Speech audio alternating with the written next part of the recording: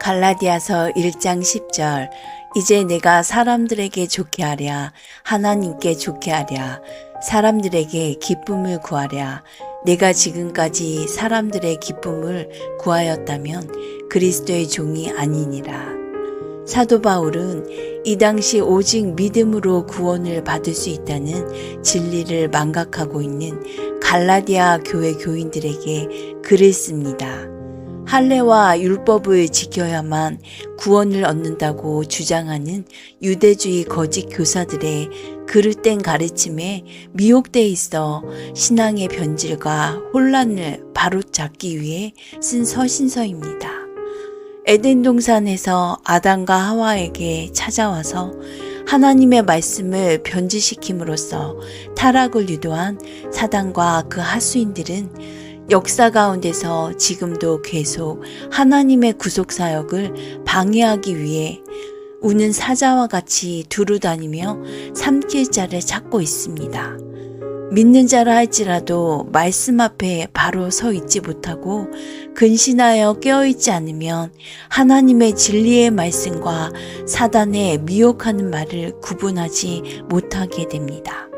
그래서 다른 복음인 줄도 모르고 이단의 영에 끌려가서 돌이키기 어렵게 되는 것이죠. 사이비 이단들이 미혹하는데 가장 선호하는 대상자는 말씀을 알고자 하는 열정은 있는데 말씀을 잘 모르는 교인들입니다. 하나님에 대한 열정이 사이비 이단 사상을 전해 미혹하는 것이죠.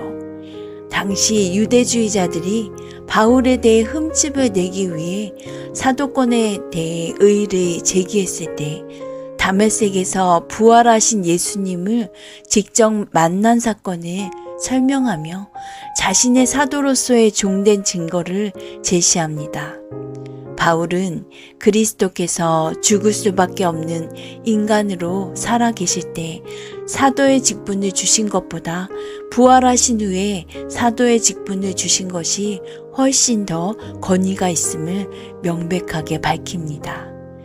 그리스도의 종된 자는 인간적인 기준에 따라 사는 것이 아니라 마땅히 하나님을 기쁘시게 하는 삶을 살아야 함을 선언함으로써 자신의 전도자로서의 삶이 사람들에게 잘 보이기 위한 것이 아니라 하나님을 기쁘시게 하기 위함임을 밝히면서 갈라디아 성도들이 추구해야 할 삶의 자세에 대해 전하고 있습니다.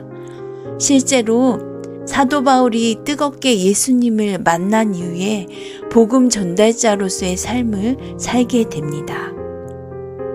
하나님의 종이라 할지라도 주님께 단단히 붙어 있지 않으면 미혹하는 사단에 의해 타락할 수 있습니다.